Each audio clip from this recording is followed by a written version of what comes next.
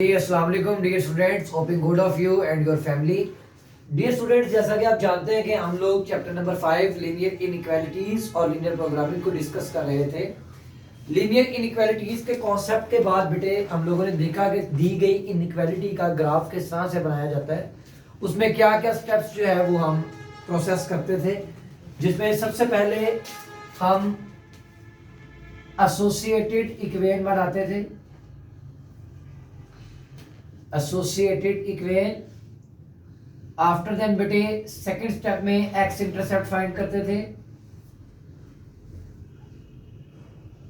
Third step में बेटे Y intercept find out किया जाता था। फोर्थ स्टेप में टेस्ट पॉइंट फाइंड करते हैं। और लास्ट स्टेप आपके पास क्या होता है, आप ग्राफ बनाते हैं प्लस उसको शेड करते हैं। तो ये डिफरेंट स्टेप्स हैं किसी भी इनइक्वालिटी को सॉल्व करने के। अब चाहे आपको इनइक्वालिटी एक गिवन हो, चाहे दो हो या दो से ज्यादा हो, इट डजंट मैटर। आपने हर इनइक्वालिटी के ऊपर ये प्रोसेस करना है। हर इनइक्वालिटी का एसोसिएटेड इक्वेशन बनाएंगे, हर इनइक्वालिटी के X intercept Y intercept test point के फाइंड आउट किए जाएंगे। तो आप सबसे पहले इन इक्वालिटीज को कोई नाम देंगे, इक्वेशन नंबर 1 और मैंने नाम दे दिया इक्वेशन नंबर 2 का। अब इनकी एसोसिएटेड इक्वेशन बनाई जाएगी। तो फ्रॉम 1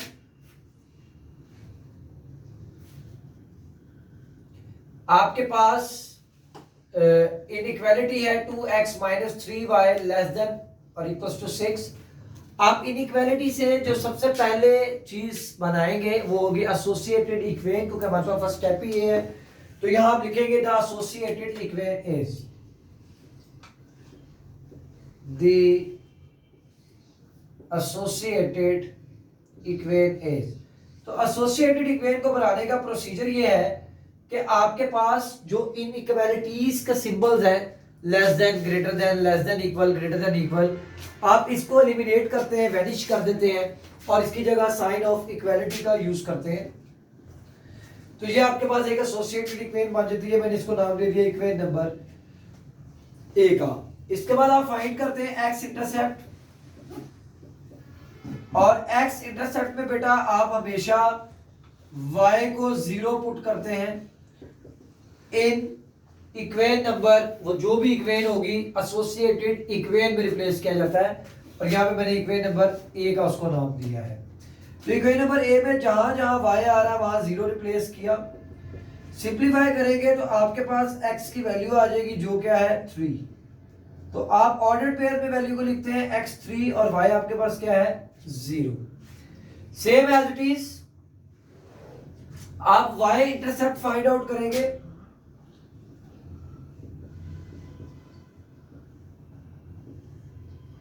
और y इंटरसेप्ट में आप जो x है इसको 0 रिप्लेस करते हैं हमेशा। Put x is equal to 0 in equation number a। तो इक्वेशन नंबर a में x की जगह 0 रिप्लेस कर रहा हूं। 2 into 0 -3y equals to 6, -3y equals to 6। तो y की वैल्यू आ गई आपके पास -2, x आपके पास 0 और y आपके पास क्या आ गया -2। ये आपने सबसे पहले एसोसिएटेड इक्वेशन फाइंड की, फिर x इंटरसेप्ट फाइंड किया, फिर y इंटरसेप्ट, और फोर्थ स्टेप आपके पास होता है टेस्ट पॉइंट, जिसको आप टीपी का नाम देते हैं।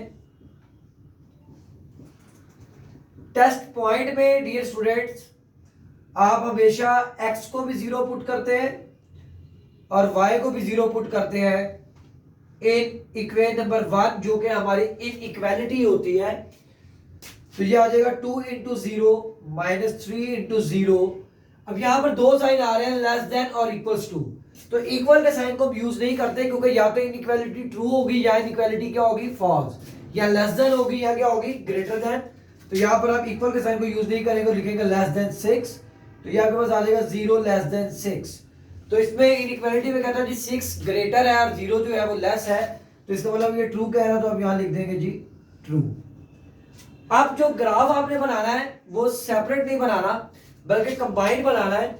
यही सेम स्टेप्स टेस्ट पॉइंट तक, यानी सबसे पहले एसोसिएटेड इक्वेशन, फिर एक्स इंटरसेप्ट, फिर वाई इंटरसेप्ट और फिर टीपी, यही चीजें जो है वो हम दूसरी इनइक्वालिटी की भी फाइंड आउट करेंगे, वहां से भी हमारे पास ऑर्डर पेयर आएंगे और फिर कंबाइन हम जो है वो इनका एक ग्राफ जो है वो बना देंगे।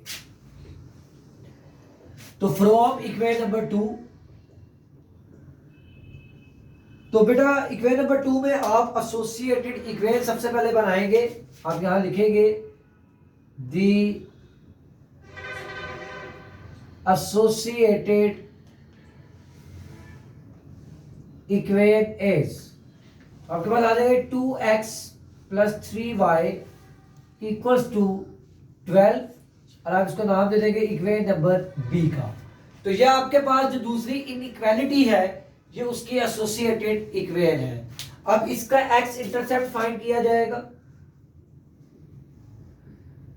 x इंटरसेप्ट में बार बार रिपीट किया जा रहा है कि y 0 होता है, और ये हमेशा किस इक्वेशन में पुट करते हैं, एसोसिएटेड इक्वेशन में, जिसको मैंने इक्वेशन नंबर बी का नाम दिया है।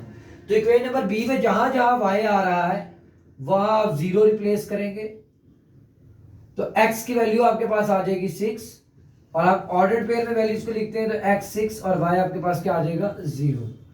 Same as it is y intercept, और y इंटरसेप्ट में बेटा आप क्या पुट करते हैं, x इक्वल्स टू 0, और किस पे पुट करते हैं, एसोसिएटेड इक्वेशन में। तो एसोसिएटेड इक्वेशन में x की जगह मैंने रिप्लेस किया क्या 0, तो यहां से y की वैल्यू आ गया आपके पास 4। तो ऑर्डर्ड पेयर में x 0 और y आपके पास क्या आ गया 4। जो फोर्थ स्टेप होता है वो हमारे पास क्या होता है, टेस्ट पॉइंट का। तो आप हेडिंग देंगे टेस्ट पॉइंट।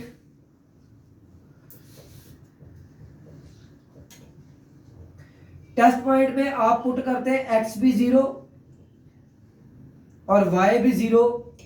किस में पुट करते हैं, जो हमारे पास इनइक्वालिटी गिवन होती है। तो जो इनइक्वालिटी गिवन है वो आपके पास इक्वेशन नंबर 2 तो मैंने लिखा है इनटू, तो ये आपके पास आ जाएगा जी 2 इंटू 0 प्लस 3 इंटू 0। और इनइक्वालिटी में आप इक्वल के साइन का यूज नहीं करते बल्कि लेस देन या ग्रेटर देन को यूज करते हैं। तो ये आ जाएगा लेस देन 12, तो 0 लेस देन 12, तो ये भी आपके पास इक्वालिटी क्या है ट्रू, क्योंकि 12 हमेशा ग्रेटर होता है, 0 हमेशा क्या होता है स्मॉल होता है। तो हमारे पास इक्वेशन नंबर 1 से भी हमने चीजें क्या क्या फाइंड की, एसोसिएटेड इक्वेशन फाइंड की, x इंटरसेप्ट फाइंड किया, y इंटरसेप्ट फाइंड किया, और टेस्ट पॉइंट फाइंड आउट किया। सेम प्रोसेस यही हमने दूसरी इनइक्वालिटी से किया। अब आप इनका कंबाइन जो है वो ग्राफ बनाएंगे। तो बेटा जी आप लोग इन चीजों को फाइंड आउट करने के बाद, x intercept, y intercept, test point को फाइंड करने के बाद, जो लास्ट स्टेप है वो है ग्राफ का। और ग्राफ जो हम बनाएंगे ये ग्राफ कंबाइन बनाएंगे। ग्राफ बनाने का प्रोसीजर तो यही है, सबसे पहले x एक्सिस और y एक्सिस को ड्रॉ किया जाएगा। अब इनके अंदर जो वैल्यूज आनी है ये हमारे ऑर्डर पेयर डिसाइड करेंगे कि हमने किन वैल्यूज को यहां पर टेक करना है। तो हमारे पास ऑर्डर पेयर में जो मैक्सिमम वैल्यू आ रही है ये है 6, और जो मिनिमम वैल्यू आ रही है ये है हमारे पास -2। तो आपकी अपनी मर्जी है, चाहे आप 6 लाइंस लगा लें या मल्टीपल ऑफ 2 ले लें या मल्टीपल ऑफ 3 ले लें। तो मैं यहां मल्टीपल ऑफ 2 टेक कर लेता हूं।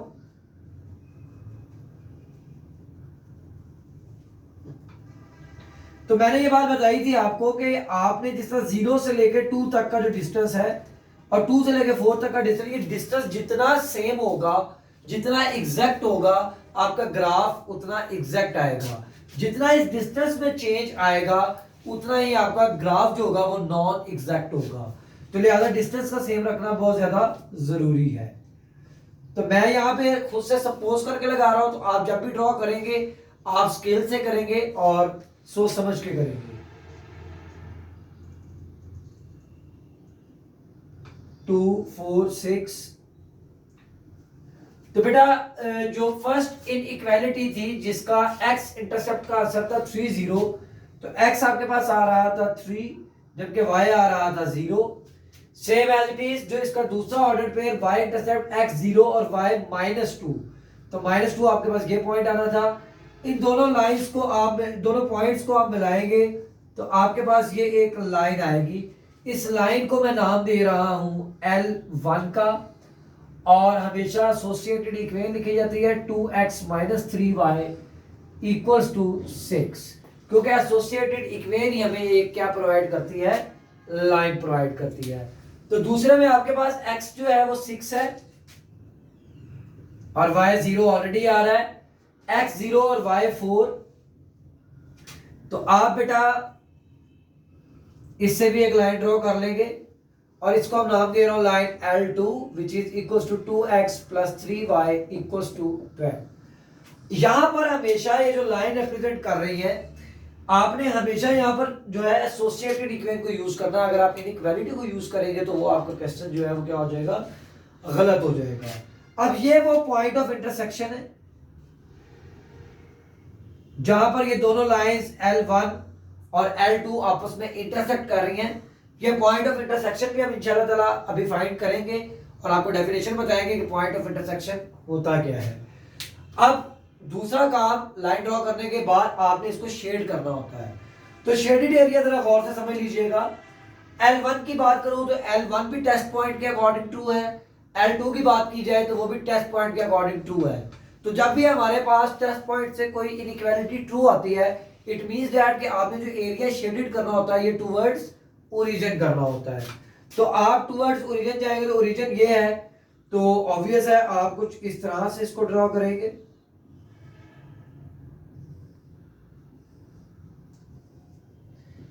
टुवर्ड्स ओरिजिन हमने इसको ड्रॉ कर लिया। अब मैं same as it is, L2 भी ट्रू है तो ये भी टुवर्ड्स ओरिजिन होगी। अब इसमें से हम वो एरिया सेलेक्ट करेंगे जहां पर हमारी दोनों लाइंस आपस में मर्ज हो रही होंगी। अब आप देखें तो यहां पर इस पोर्शन में सिर्फ जो है वो सिंगल लाइन रेड लाइन आ रही है, लिहाजा यहां पर दोनों लाइन मर्ज नहीं हो रही, तो ये एरिया जो है वो शेडेड एरिया में नहीं आएगा। शेडेड एरिया वो एरिया होगा जहां दोनों लाइंस आपस में एक दूसरे को क्या करती हैं, इंटरसेक्ट करती हैं। ये भी वो एरिया है जहां दोनों लाइंस आपस में इंटरसेक्ट नहीं कर रही। तो बेटा ये आपके पास एक एरिया आया जिसमें दोनों लाइंस जो है वो आपस में एक दूसरे के साथ क्या कर रही हैं, इंटरसेक्ट कर रही हैं।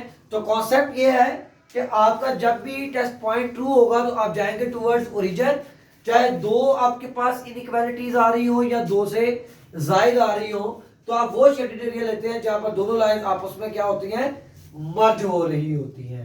अब ये पॉइंट ऑफ इंटरसेक्शन जिसको हमने ई कहा, ये किस तरह से फाइंड आउट किया जाता है। पॉइंट ऑफ इंटरसेक्शन होता क्या है, जहां पर दोनों लाइंस आपस में क्या करती हैं, एक दूसरे के साथ इंटरसेक्ट करती हैं। तो पॉइंट ऑफ इंटरसेक्शन फाइंड किस तरह से किया जाता है। पॉइंट ऑफ इंटरसेक्शन के लिए आप ये काम करते हैं, दोनों एसोसिएटेड इक्वेशंस को लेते हैं और इनको साइमल्टेनियसली सॉल्व कर लेते हैं। जिस तरह मैं एक एसोसिएटेड इक्वेशन L1 है 2x minus 3y equal to 6 और दूसरी एसोसिएटेड इक्वेशन हमारे पास है 2x plus 3y equal to 12। अगर मैं दोनों इक्वेशंस को ऐड करूं तो मेरे पास ये वैल्यू आ जाएगी x की 18/4 कैंसिल आउट करने के बाद 9/2। तो आप इसको कैलकुलेटर से मजीद डिवाइड करके जो है वो 4.5 भी लिख सकते हैं। इट डजंट मैटर कि आप फ्रैक्शन में लिखें या आप उसको पॉइंट्स में लिखें, इससे कोई फर्क नहीं पड़ता। तो ये x की वैल्यू आ जाएगी, तो y की वैल्यू के लिए आप इसको चाहे इक्वेशन नंबर 1 में रिप्लेस कर दें, चाहे इक्वेशन नंबर 2 में रिप्लेस कर दें, तो ये कैंसिल आउट हो जाएगा। 9 minus 3y equal to 6, 9 minus 6 equal to 3y, तो ये आपके पास आ जाएगा 3 divided by 3 equal to y। तो y की जो वैल्यू आपके पास आ रही है ये क्या आ रही है 1। तो जो पॉइंट ऑफ इंटरसेक्शन में x और y के जो कोऑर्डिनेट्स आए हैं, इसमें जो x है आपके पास ये 9/2 आ रहा है, जबकि y जो है ये आपके पास क्या आ रहा है 1 आ रहा है। तो यहाँ पर आप ग्राफ में इसको शो कर सकते हैं 9/2 और 1। तो ये होता है जी पॉइंट ऑफ इंटरसेक्शन, जहां पर दोनों लाइंस जो है वो आपस में क्या करती हैं, एक दूसरे को इंटरसेक्ट करती हैं। जी डियर स्टूडेंट्स, क्वेश्चन नंबर 2 को डिस्कस करने के बाद क्वेश्चन नंबर 4 है इस एक्सरसाइज का। क्वेश्चन है आपके पास कि आपके पास दो या दो से ज़ायद इनइक्वालिटीज गिवन होंगी, आपने उनका सॉल्यूशन फाइंड आउट करना है और उसके बाद आपने इनके कॉर्नर पॉइंट्स को भी जो है वो क्या करना है, फाइंड आउट करना है। तो ये लिखा हुआ है graph the solution region of the following system of linear inequalities and also find the corner points in each case. तो बेटे जो दोनों इनइक्वालिटीज दी गई हैं आप उनको इक्वेशन नंबर 1 और इक्वेशन नंबर 2 का नाम देंगे। सेम एज इट इज वही प्रोसेस होगा कि पहली इनइक्वालिटी लेंगे, उसकी एसोसिएटेड इक्वेशन बनाएंगे, उसका एक्स इंटरसेप्ट, उसका वाई इंटरसेप्ट, उसका टेस्ट पॉइंट सब फाइंड आउट किया जाएगा। यही सेम प्रोसेस सेकंड इक्वेशन के साथ किया जाएगा और उसके बाद हम ग्राफ बनाएंगे और ग्राफ में इस कंडीशन का यूज किया जाएगा जिसमें जस्ट x ग्रेटर देन 0 है। इससे आपको पता चलेगा कि आपने कौन सा एरिया शेडेड करना है और कौन सा एरिया शेडेड नहीं करना। तो from equation number 1 the associated equation is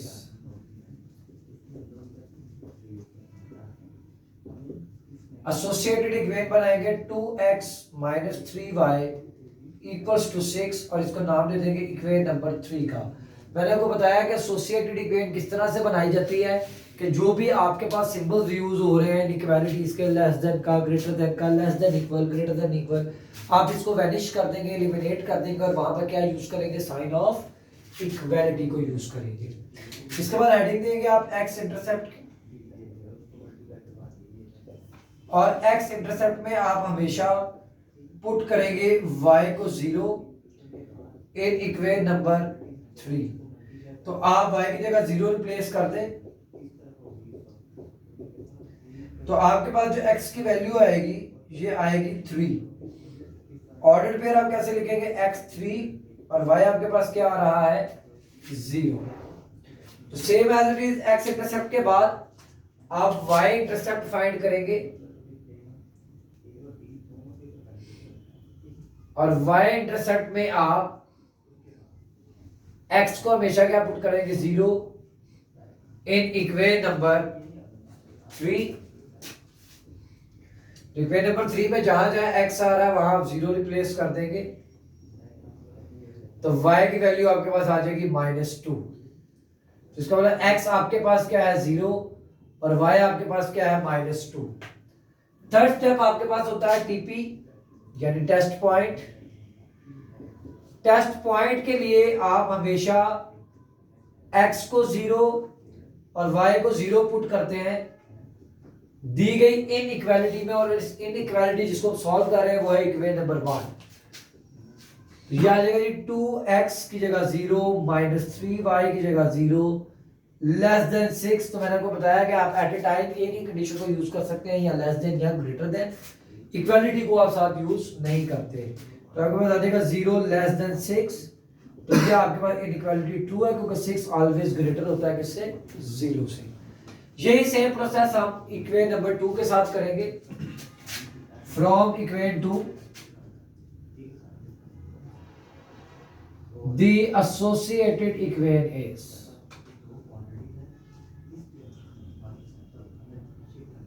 इसके एसोसिएटेड इक्वेशन बनाएंगे तो ये बन जाएगा 2x plus 3y equals to 12। अब यहां पर बेटा जब एसोसिएटेड इक्वेशन बनाई इसको भी एक इक्वेशन का नाम दे दिया और मैंने बोल दिया इक्वेशन नंबर 4। अब हम इसका x इंटरसेप्ट, इसका y इंटरसेप्ट और इसका टेस्ट पॉइंट जो है वो फाइंड आउट करेंगे। तो x इंटरसेप्ट किस तरह से फाइंड आउट होगा, x इंटरसेप्ट में आप हमेशा y को 0 पुट करते हैं इन इक्वेशन नंबर 4। तो ये बन जाएगा 2x इक्वल्स टू 12। तो यहां से x की वैल्यू आ जाएगी आपके पास क्या 6। तो x 6 आ गया और y आपके पास क्या आ गया 0 आ गया। इसी तरह x इंटरसेप्ट के बाद आप y इंटरसेप्ट फाइंड आउट करेंगे और y इंटरसेप्ट में आप हमेशा जो पुट करेंगे वो x को 0 करेंगे इन इक्वेशन नंबर 4। तो आप x की जगह 0 रिप्लेस करेंगे तो ये आपके पास बन जाएगा 3y इक्वल्स टू 12 और यहां से y की वैल्यू आपके पास आ जाएगी 4। ऑर्डर्ड पेयर में लिखेंगे तो x 0 और y आपके पास क्या आ रहा है 4। जो लास्ट स्टेप होता है वो आपके पास टीपी होता है, टेस्ट पॉइंट। टेस्ट पॉइंट में आप x भी 0 पुट करते हैं, y भी 0 पुट करते हैं इन इक्वेशन नंबर 2 जो हमारे पास दूसरी इनइक्वालिटी है। तो ये आपके पास आ जाएगा जी 0 लेस देन 12 तो ये भी आपके पास जो इनइक्वालिटी आ जाएगी ये क्या आ जाएगी, ट्रू। तो हम इनके ऑर्डर पेयर्स को इनके साथ लिख लेते हैं। जो पहली इनइक्वालिटी है उसके जो ऑर्डर पेयर हमारे पास आए हैं ये आए हैं हमारे पास 3 0 और 0 -2। और जो दूसरी इनइक्वालिटी है इसके जो ऑर्डर पेयर आए हैं हमारे पास वो है 6 0 और 0 4। और दोनों इनइक्वालिटी हमारे पास क्या है, ट्रू है। तो dear students, x intercept Y intercept test point find out करने के बाद अब हम इनका एक ग्राफ बनाएंगे जो कंबाइंड ग्राफ होगा। ये आपके पास फर्स्ट इनइक्वालिटी के ऑर्डर पेयर्स हैं, ये आपके पास सेकंड इनइक्वालिटी के ऑर्डर पेयर्स हैं, एक्स इंटरसेप्ट और वाई इंटरसेप्ट। हमारे पास मैक्सिमम वैल्यू जो आ रही है वो 6 आ रही है और मिनिमम वैल्यू जो है वो हमारे पास 2 है। इस कंडीशन का भी मैं आपको बता देता हूँ यूज क्या है। पहले हम ग्राफ बना लेते हैं। X dash y dash origin 2 4 6 2 4 6 2 4 6 2 4 6। तो बेटा ये आपके पास सेम मैंने मल्टीपल ऑफ 2 रखे हैं।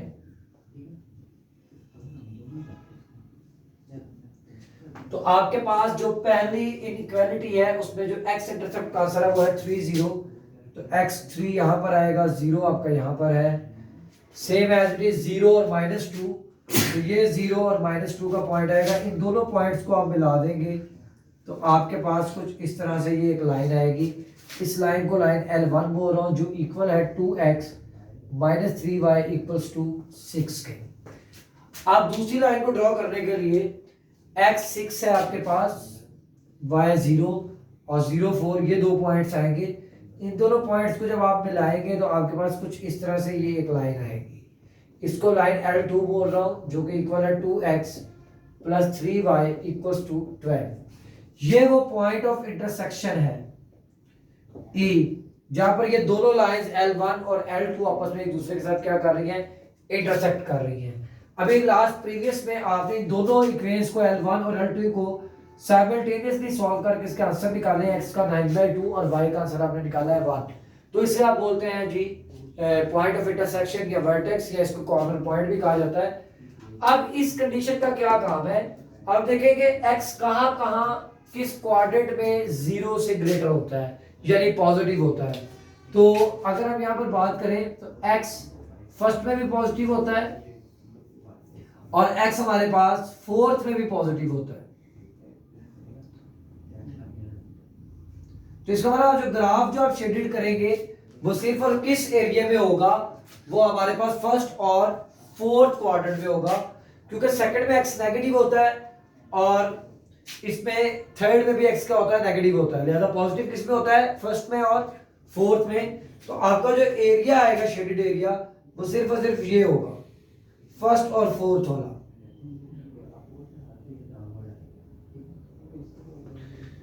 ये आपके पास आपका शेडेड एरिया होगा।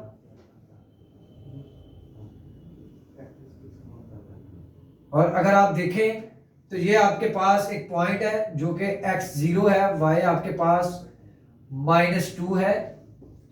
यहां पर ये आपके पास x जो है वो 0 है, y आपके पास 4 है। इसको पॉइंट A का नाम दे दें, इसको पॉइंट B का नाम दे दें, इसे पॉइंट E का नाम दे दिया। ये भी एक कॉर्नर पॉइंट आ रहा है जिसमें x 3 है और y 0 है, इसको पॉइंट C का नाम दे दें। तो A, B, C और E ये आपके पास इसके क्या कहलाते हैं, कॉर्नर पॉइंट्स। कभी आपको x > 0 की कंडीशन दी गई होगी, कभी y > 0 की दी गई होगी। तो आप इसमें ये कॉन्सेप्ट अपने ज़हन में रख लें कि जो आपके पास फर्स्ट क्वाड्रेंट है इसमें बोथ आर पॉजिटिव, थर्ड में बोथ आर नेगेटिव, सेकंड में x नेगेटिव y पॉजिटिव और फोर्थ में x पॉजिटिव y नेगेटिव। तो अब आपने ये देखना था कि x कहाँ पॉजिटिव है तो वो फर्स्ट और फोर्थ में आ रहा है। इसी तरह अगर वो y पॉजिटिव की बात कर देगा तो फिर वो फर्स्ट और सेकंड होगा, तो ये डिपेंड करता है उसकी नेचर के ऊपर कि वो हमें कंडीशन में क्या चीज़ दे रहा है। तो उम्मीद करते हैं कि बेटा आपको बहुत अच्छे तरीके से क्वेश्चंस की समझ आ गई होगी। इंशाल्लाह ताला नेक्स्ट लेक्चर में आपके साथ मजीद क्वेश्चंस जो है वो सॉल्व किए जाएंगे। थैंक यू सो मच बेटा, अपना बहुत सा ख्याल रखिएगा। अल्लाह हाफिज़।